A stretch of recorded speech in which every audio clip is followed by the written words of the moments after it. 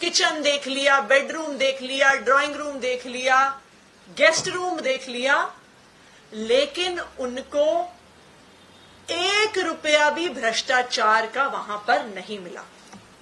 कोई कैश नहीं मिला, कोई सोने के बिस्कुट नहीं मिले, कोई हीरे जवाहरात नहीं मिले, कोई प्रॉपर्टी के कागज नहीं मिले। भ्रष्टाचार का 1 रुपया भी संजय सिंह जी के घर से नहीं निकला। लेकिन फिर भी मोदी जी की और भारतीय जनता पार्टी की ईडी ने संजय सिंह जी को गिरफ्तार कर लिया। कुछ भी नहीं मिलने के बावजूद गिरफ्तार कर लिया। आज ये समझने की जरूरत है कि जो संजय सिंह जी के घर पे रेड हुई, जो संजय सिंह जी की गिरफ्तारी हुई, ये आखिरकार क्यों हुई? जो ये रेड है, ये रेड सिर्फ संजय सिंह जी के घर पे नहीं हो रही, लेकिन हम देख सकते हैं कि किस तरह से लगातार जो भी मोदी जी के विरोध में बोलता है, जो पार्टियां मोदी जी के विपक्ष में खड़ी होती हैं, जो उनके भ्रष्टाचार को उजागर करती हैं, उन पर लगातार, चाहे ईडी हो, चाहे सीबीआई हो, चाहे इनकम टैक्स हो, उनको मोदी जी ने उनके पीछे छोड़ दिया है।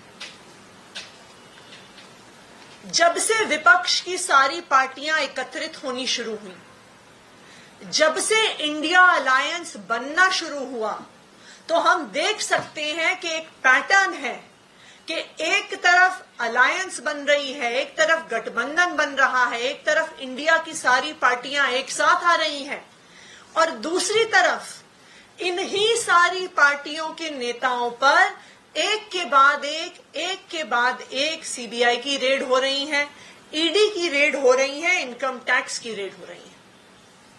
ये क्यों हो रहा है? क्योंकि प्रधानमंत्री नरेंद्र मोदी जी को समझ में आ गया है कि वो आने वाला लोकसभा चुनाव इंडिया अलायंस से हार रहे हैं। इसलिए वो कोशिश कर रहे हैं कि हर प्रकार के हथकंडे को इस्तेमाल किया जाए, अपनी हर एजेंसी को इस्तेमाल किया जाए, और किसी तरह से इस इंडिया अलायंस को चुप करने की कोशिश की जाए, इनका मुंह बंद करने की कोशिश की जाए, इनको डराने की कोशिश की जाए। अगर हम देखें तो ये रेड्स का सिलसिला अप्रैल से ही शुरू हो गया। 5 अप्रैल को इंडिया अलायंस के एक हमारे ही पार्टनर डीएमके के नेता एमके स्टालिन और उनके दामाद और उनके पार्टी के नेता सबारीसन और उनके पार्टी के कॉलीग सेंथिल बालाजी के घर में 5 अप्रैल को इनकम टैक्स डिपार्टमेंट की रेड होती है। कुछ ही महीनों के अंदर 16 जुलाई को समाजवादी पार्टी के अखिलेश यादव जी के यहां पर सीबीआई की रेड होती है। 20 जुलाई को शिवसेना उद्धव ठाकरे फैक्शन के सुजीत पाटकर के घर पर और उनसे जुड़ी हुई कई लोकेशंस पर ईडी की रेड होती है। सुजीत पाटकर को गिरफ्तार कर लिया जाता है। 21 जुलाई को पी चिदंबरम, कांग्रेस पार्टी के नेता, पूर्व केंद्र सरकार के मंत्री, उनके घर पर, उनके ऑफिसेज में सीबीआई की रेड होती है। 2 अगस्त को सोनिया गांधी और राहुल गांधी से जुड़े हुए मामलों पर ईडी की रेड होती है। 24 अगस्त को एनसीपी के नेता शरद पवार, इंडिया अलायंस का एक और घटक दल, 24 अगस्त को शरद पवार के यहां पर ईडी की रेड होती है। 26 सितंबर को ममता बनर्जी, तृणमूल कांग्रेस, वेस्ट बंगाल की चीफ मिनिस्टर और इंडिया अलायंस का एक घटक दल की प्रमुख और मुखर नेता के यहां पर 26 सितंबर को ईडी की रेड होती है। 28 सितंबर को हेमंत सोरेन, झारखंड मुक्ति मोर्चा के नेता, जो भी एक इंडिया अलायंस का घटक दल है, उनके यहां पर ईडी की रेड होती है। जिस दिन झारखंड मुक्ति मोर्चा के राज्यसभा सांसद दिल्ली के सर्विसेज बिल के विरोध में वोट डालते हैं, उसके अगले ही दिन उनके घर पर ईडी की रेड हो जाती है। तो ये पैटर्न क्या दिखा रहा है? ये दिखा रहा है कि प्रधानमंत्री नरेंद्र मोदी जी को इंडिया अलायंस से डर लगता है।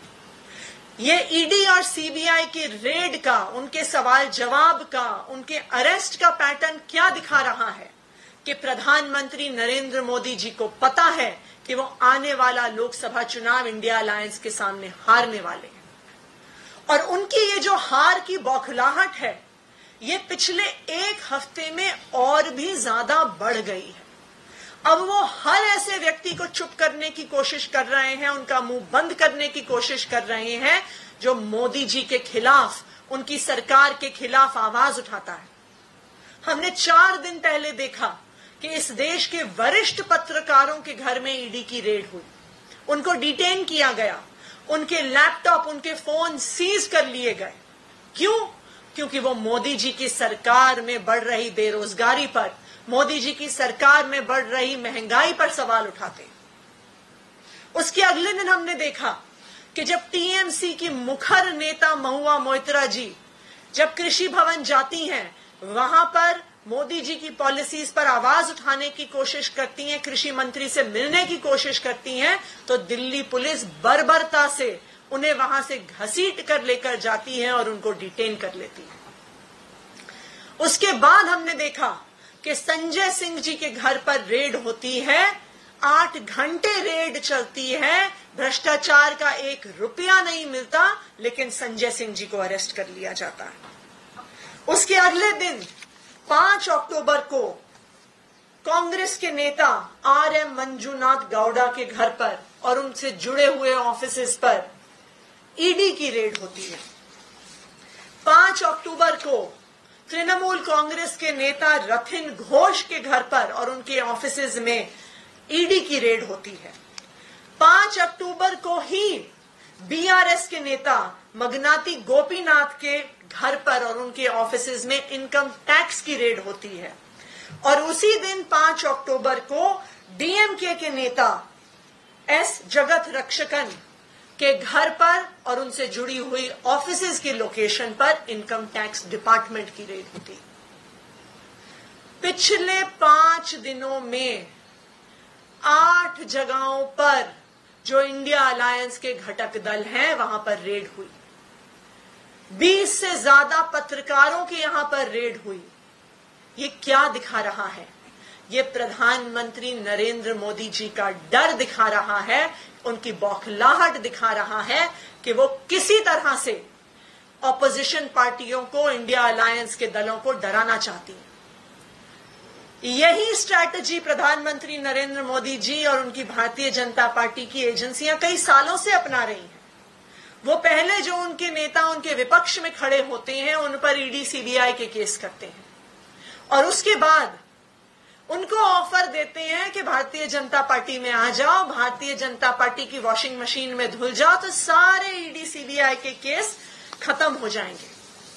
भारतीय जनता पार्टी की वॉशिंग मशीन में अजीत पवार धुल गए, पहले उन पर भी बाकी एनसीपी की नेताओं की तरह उन पर ईडी सीबीआई के केस चल रहे थे, वो भारतीय जनता पार्टी में चले गए तो सारे उनके केस धुल गए। सारी इरिगेशन स्कैम में जो केसेस, जो इन्वेस्टिगेशन चल रही थी, सब खत्म हो गई। शुभेंदु अधिकारी, टीएमसी के नेता, उनकी तथाकथित शारदा स्कैम पे, चिटफंड स्कैम पे भारतीय जनता पार्टी ने वेस्ट बंगाल में 2-2 चुनाव लड़ डाले। फिर उनको ऑफर किया कि भारतीय जनता पार्टी की वॉशिंग मशीन में धुल जाइए, वॉशिंग मशीन में धुल जाएंगे तो सारे ईडी सीबीआई के केस खत्म हो जाएंगे। और जब से शुभेंदु अधिकारी भारतीय जनता पार्टी में शामिल हुए हैं, उनके यहां पर एक बार भी ईडी की रेड नहीं हुई, एक बार भी सीबीआई की रेड नहीं हुई, एक बार भी क्वेश्चनिंग नहीं हुई। उसी तरह से नारायण राणे, हेमंत बिस्व शर्मा, भावना गावली, बीएस येदियुरप्पा, ये लिस्ट पेजेस दर पेजेस तक चलती जाएगी कि जो नेता विपक्षी पार्टियां छोड़कर भारतीय जनता पार्टी में शामिल होते हैं, उनके सीबीआई और ईडी के केस खत्म हो जाते हैं। लेकिन मैं प्रधानमंत्री नरेंद्र मोदी जी को बताना चाहती हूं कि इंडिया अलायंस और आम आदमी पार्टी आपकी सीबीआई और ईडी की धमकियों से डरने वाली नहीं है। आप चाहे कितने रेड कर लीजिए, आप चाहे कितने नेताओं को अरेस्ट कर लीजिए, आने वाला लोकसभा चुनाव प्रधानमंत्री नरेंद्र मोदी जी आप हारने वाले हैं। इंडिया अलायंस आपके विरोध में देश के हर हिस्से में चुनाव लड़ेगी और हर हिस्से में आपको हराएगी। आप चाहे जितनी रेड कर लें, चाहे जितनी गिरफ्तारियां कर लें। Thank you. आप खुल के इंडिया अलायंस के पार्टनर्स के लिए सामने आ रहे हैं कि रेड की गई, दूसरी तरफ से कुछ पार्टनर्स आपके भी लिए आ रहे हैं सामने, लेकिन कांग्रेस आपको नसीहत दे रही है और नसीहत देते देते कह रही है कि ये रेड गलत हुई है, संजय सिंह की गिरफ्तारी गलत हुई है, लेकिन साथ ही कह रही है कि जो आप कर रहे हैं पंजाब में वो भी गलत है। इंडिया अलायंस के सारे घटक दल एक साथ हैं। इंडिया अलायंस के सारे घटक दल एक साथ रहेंगे और चाहे जितनी ईडी, सीबीआई, इनकम टैक्स की रेड होती रहे, लेकिन इंडिया अलायंस आने वाले लोकसभा चुनाव में प्रधानमंत्री नरेंद्र मोदी जी को हरा कर रहेगा। मैम, अकाली दल ने एक बयान दिया है और मुख्यमंत्री और संजय सिंह पे बयान बोला कि वो माफिया है, पंजाब में भी ऐसा किया है। मैं हर पार्टी के नेता जो इस तथाकथित एक्साइज पॉलिसी घोटाले पर कुछ टिप्पणी करना चाहते हैं, मैं उनसे यह आग्रह करूंगी कि कल जो सुप्रीम कोर्ट में ईडी ने अपनी बहस करी है उसका जरा वीडियो देख ले। वो शायद यूट्यूब पर अवेलेबल होगा। सुप्रीम कोर्ट की सारी प्रोसीडिंग्स का लाइव टेलीकास्ट होता है। अगर हम उन प्रोसीडिंग्स को देख लें तो साफ नजर आ जाएगा कि ईडी के पास 1 रुपए के भी भ्रष्टाचार का सबूत नहीं है। ये सारा तथाकथित एक्साइज पॉलिसी घोटाला फर्जीवाड़ा है। अभी तक 15 महीने की जांच के बाद 500 से ज्यादा ईडी और सीबीआई के अफसर लगाने के बाद भी ईडी सुप्रीम कोर्ट के सामने 1 रुपए के भी भ्रष्टाचार का सबूत नहीं रख पाई। इस बार ईडी ये कह रही है कि 3 करोड़ रुपए संजय सिंह को दिए गए, अलग अलग तारीख को ट्रांजैक्शन का तरीका बता रही है, सीडीआर और डिटेल्स बता रही है कि वो एक तरह से मनी ट्रेल पहली बार वो सामने लाने की कोशिश कर रहे हैं। जब ये घोटाला शुरू हुआ था, इस पे बातचीत, इस पे press conference Bharatiya Janata party ने शुरू करी थी इस तथाकथित घोटाले पे, तब वो कहते थे कि 50,000 करोड़ का घोटाला हुआ। कुछ दिन बाद कहने लगे कि नहीं 8,000 करोड़ का घोटाला हुआ। फिर कहने लगे नहीं 300 करोड़ का घोटाला हुआ। कुछ दिन बाद कहा 50 करोड़ का घोटाला हुआ। अब ये कह रहे हैं 3 करोड़ का घोटाला हुआ। कुछ दिन बाद कहेंगे कि संजय सिंह जी की जेब में 200 रुपए मौजूद थे जब उनका अरेस्ट हुआ, 200 रुपए का घोटाला हुआ है, 200 रुपए के घोटाले पे केस करेंगे। मैं तो ईडी को, सीबीआई को चैलेंज कर रही हूं कि आप 1 रुपए के भी घोटाले का सबूत देश के सामने रख के दिखा दो, नहीं तो सारी ईडी सीबीआई के अफसरों को मैं कह रही हूं कि आप इस्तीफा दे दो और सारे जो भारतीय जनता पार्टी के नेता और प्रवक्ता 10,000 करोड़ से 200 रुपए में आए हैं पिछले 1.5 साल में, वो सब भी अपने अपने पद से इस्तीफा दे दें।